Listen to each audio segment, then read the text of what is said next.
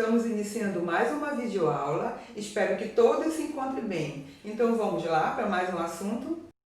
Olá, vamos para mais uma aula de ciências com a professora Ariana. E o assunto de hoje é ação hormonal. Livro do 8º ano, caderno 2, capítulo 4, página de 56 a 69. Os tópicos são: primeiro tópico, hormônios animais. Os subtópicos, hormônios de invertebrados e hormônios de vertebrados. Tópico 2, hormônios vegetais. Os subtópicos são auxinas, giberelinas, citocininas, ácido abscísico e etileno. Hormônios animais. Os hormônios, do grego hormai, que significa exercitar, estimular, são mensageiros químicos, substâncias com diferentes composições, proteínas e lipídios, entre outras, transportadas pelos sistemas cardiovascular dos animais e pelos vasos condutores das plantas. Atuam em células e órgãos específicos, regulando o funcionamento, exercitando-os ou inibindo-os. Nos animais, os hormônios são produzidos por células isoladas ou por glândulas, grupos de células capazes de produzir e secretar substâncias. Então, há 3 tipos de glândulas: as endócrinas, as exócrinas e as mistas. As glândulas endócrinas lançam os hormônios que produzem diretamente na circulação sanguínea. As glândulas exócrinas liberam suas secreções na superfície do corpo do animal, como ocorre com o suor e com o leite, ou no interior da cavidade. Casos das enzimas digestivas que atuam na boca, no estômago e no duodeno dos vertebrados. As glândulas mistas apresentam uma porção endócrina, outra exócrina. Nos animais, os hormônios exercem importante papel em atividades tão diversas como o crescimento, a maturidade sexual, a reprodução, a produção de gametas e a troca de tegumento. Nos vertebrados, a produção de hormônios é função do sistema endócrino, formado pelas glândulas endócrinas. Ele trabalha de forma integrada com o sistema nervoso na regulação de outros sistemas. Mas, no entanto, esses 2 sistemas diferenciam-se pela velocidade da ação e pela extensão do campo de atuação. Impulsos nervosos chegam mais rapidamente ao destino e agem sobre um número restrito de células, que são os neurônios. Os hormônios são transportados pelo sangue, demoram mais para chegar ao destino e agem sobre um grupo bem maior de células. No entanto, a ação dos hormônios é específica, pois agem sobre células-alvo, que são as dotadas de receptores específicos. Com isso, desencadeiam uma resposta característica. Hormônios de invertebrados. Entre os invertebrados, destaca-se o grupo de insetos, nos quais agem 3 hormônios bem conhecidos, que em conjunto influenciam e regulam o desenvolvimento e a metamorfose. São esses hormônios: hormônios cerebrais, hormônio equidisona, o hormônio da muda, e o hormônio juvenil. Então, vamos começar falando por hormônios cerebrais, que estimulam a produção da equidisona. E a equidisona, o hormônio da muda, produzido na região do tórax, atua na determinação da muda ou equidise, que é a troca do exoesqueleto no período de crescimento do animal. O hormônio juvenil bloqueia ou retarda as mudanças do corpo que fazem a larva se transformar em adulto. Na imagem vocês estão vendo a troca do exoesqueleto da cigarra, equidise, condição necessária para o crescimento, é determinada pelo hormônio equidisona. Metamorfose, palavra de origem grega que significa transformação.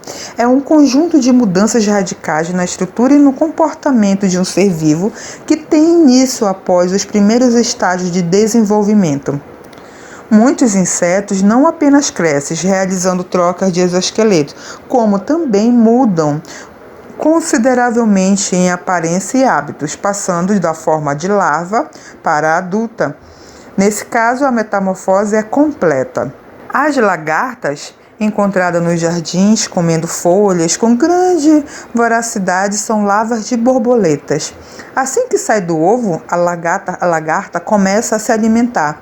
Enquanto cresce, troca continuamente de esqueleto, uma vez que este não acompanha o crescimento do corpo. Ao atingir o limite de crescimento, a lagarta para de se movimentar e transforma-se em um pupa, fase na qual permanece por mais dias ou semanas, dependendo da espécie, no interior de um casulo onde sofre grandes transformações físicas.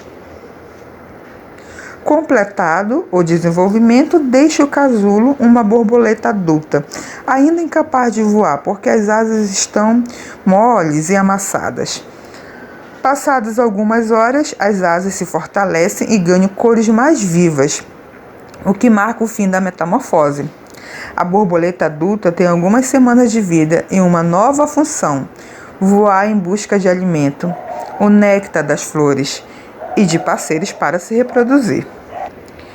Na imagem, vocês estão vendo fases da metamorfose completa da borboleta monarca, coletadas e conservadas em uma coleção entomológica. Bom, só a nível de curiosidade, gafanhotos e baratas sofrem metamorfose incompleta. Do ovo eclode uma ninfa, estágio semelhante ao adulto, porém menor e sem asas desenvolvidas. E a metamorfose não é um processo exclusivo dos insetos, ocorre também em anfíbios, ok? Hormônios de vertebrados. As glândulas endócrinas têm entre os vertebrados papel de grande destaque na regulação do funcionamento do organismo. Isso pode ser verificado por meio de 3 importantes glândulas: hipófise, ovários e testículos. A hipófise, presente em todos os vertebrados, está situada na base do crânio e trabalha associado ao hipotálamo. É chamada de glândula mestra porque, além de regular o funcionamento de várias outras glândulas, como a tireoide, os testículos e os ovários, e as suprarrenais, é responsável pela produção de hormônios que atuam no crescimento, na reabsorção de água pelos rins, na produção de leite e no ciclo menstrual, nas fêmeas de mamíferos. Em peixes e anfíbios e répteis, a hipófise produz hormônios estimuladores de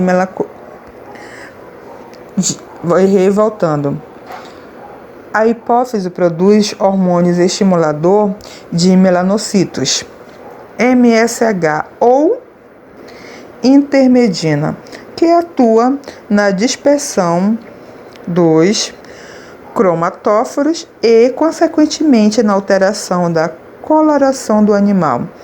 Nos mamíferos, esse hormônio age no metabolismo e na determinação da cor da pele. Na imagem, vocês estão vendo glândulas endócrinas vinculadas ao cérebro humano. A hipófise tem aproximadamente o tamanho de uma ervilha e trabalha associada ao hipotálamo. A glândula pineal está relacionada com a regulação do ritmo biológico. Ovários e testículos são, respectivamente, as gônadas femininas e masculinas. Além de produzir os gametas femininos e masculinos que originarão o descendente, essas glândulas produzem hormônios, respectivamente, estrogênio e testosterona, que atuam no dimorfismo sexual, na criação de condições propícias para a reprodução e também na preparação do corpo feminino para a gestação e o parto. Além disso, hormônios produzidos por ovários e testículos estimulam a produção de feromônios, substâncias que atraem o indivíduo do sexo oposto, favorecendo a cópula. Na página 61 do livro de vocês tem um texto interpretando. Então, tem um texto falando sobre hormônios à solta. Leiam o texto e interpretem. Hormônios vegetais. Os hormônios das plantas, também chamados fito-hormônios, atuam de forma semelhante aos hormônios dos animais. No entanto, como os vegetais não têm sistema nervoso, a atuação dos hormônios é controlada por alterações ambientais e pelo ciclo de vida. As auxinas, que são substâncias responsáveis por promover o crescimento das plantas, foram descritas pela primeira vez em 1926 pelo pesquisador suíço Fritz White, sendo por ele chamadas auxinas, do grego auxin, crescer. Em seu trabalho, White descobriu que ao cortar pontas de plantas de aveia, vegetal da família das gramíneas, que também inclui o trigo e o arroz, o crescimento delas cessava. Entretanto, quando a ponta era recolocada onde havia sido cortada, a planta retomava o crescimento. O pesquisador concluiu então que uma substância produzida pela extremidade da gramínea era responsável pelo crescimento do vegetal. Na imagem vocês estão vendo como ocorreu no experimento de White.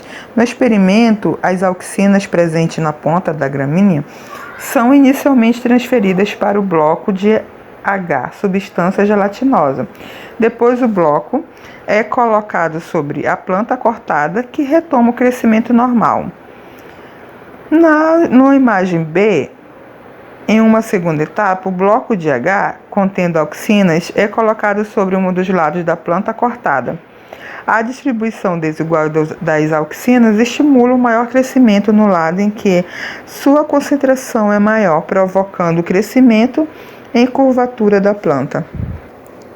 Sabe-se hoje que as auxinas não são produzidas somente na extremidade do caule, mas também nas pontas da raiz, em folhas jovens e no embrião da planta. As auxinas produzidas na ponta do caule, ao passarem pelas gemas laterais, que as gemas laterais são conjuntos de células localizados no caule, quando em atividade produzem novos ramos e flores. Então, ao passar por essas gemas laterais, inibe a produção de novos brotos. O ácido indolacético é a mais importante auxina natural, ou seja, produzido pelas plantas. Atualmente, muitas auxinas sintéticas produzidas por pesquisadores em laboratórios são comercializadas para serem usadas com diferentes finalidades, que são elas: aplicadas em ramos extraídos de uma planta, mudas, estimula a formação de raízes, o que favorece o plantio. Colocadas sobre estruturas florais, estimula o desenvolvimento de frutos sem semente, uma vez que não há fecundação. Retardam a maturação dos frutos mais velhos, que permanecem nas árvores, até que os mais novos amadureçam, possibilitando que a colheita seja feita de uma só vez. Atuam como herbicidas quando aplicadas sobre a plantação, eliminando as ervas daninhas que competem com as plantas cultivadas pelos recursos do solo. Mas, professora, quais são essas frutas que são aplicadas às auxinas? Bom, então vamos pensar aqui. As uvas sem sementes, elas têm a produção estimulada pela aplicação de auxinas, ok? Giberelinas. As giberelinas foram descritas pela primeira vez em 1926, no Japão, por pesquisadores que estudavam o crescimento exagerado de plantas de arroz que se quebravam com facilidade em razão da pouca espessura do caule. A substância responsável por esses efeitos, produzida pelos fungos do gênero Gibberella, recebeu o nome de giberelina. Mais tarde, descobriu-se que também são produzidos pelos vegetais. Além do alongamento do caule, giberelinas atuam na germinação de semente, na produção e no crescimento de frutos e flores. Citocininas. As citocininas são produzidas nas raízes e transportadas pelo xilema para todas as partes da planta. Sua principal função é promover o crescimento por meio de multiplicação e diferenciação das células. Atua também retardando a senescência e envelhecimento das folhas, deixando-as viçosas por mais tempo. o que é particularmente interessante em hortaliças. Também promove germinação das sementes, floração e desenvolvimento dos frutos. Ácido abscísico. O ácido abscísico foi descoberto por pesquisadores que investigam mudanças químicas nas plantas antes que a queda ou abscisão das folhas. Esse fenômeno ocorre em certas árvores, principalmente no outono. Sabe-se hoje, no entanto, que o papel do ácido abscísico na queda das folhas é irrelevante e que outros hormônios, como o etileno e as auxinas, são os responsáveis pela abscisão. Apesar disso, seu nome permaneceu inalterado.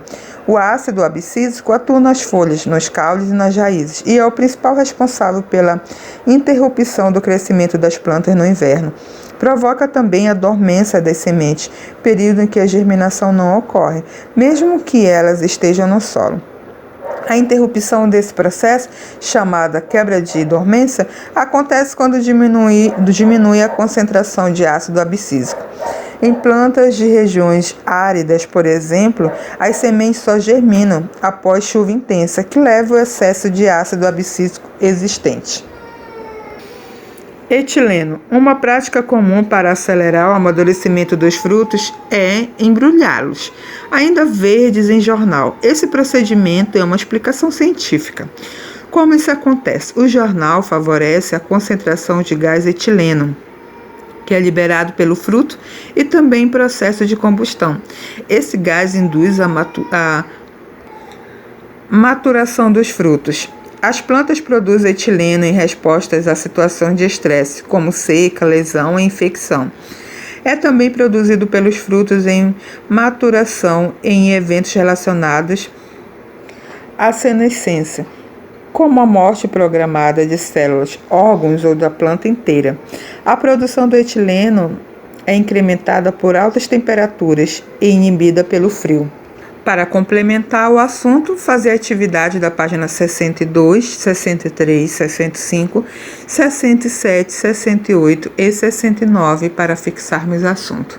Bom, então é isso. Espero que todos tenham compreendido o assunto e não esqueçam de fazer a atividade para fixarmos o assunto, ok? Até a próxima aula!